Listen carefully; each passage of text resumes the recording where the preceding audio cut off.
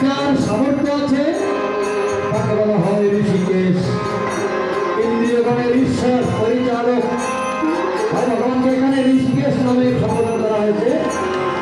এই ঋষিকেশ শ্রীকৃষ্ণ একটু করে হাসলেন, হেসে বললেন, তাও কিন্তু অপহাস্য নয়, মুখের কোণে একটু হাসলেন, যে হাসি বিদ্রুপের হাসি।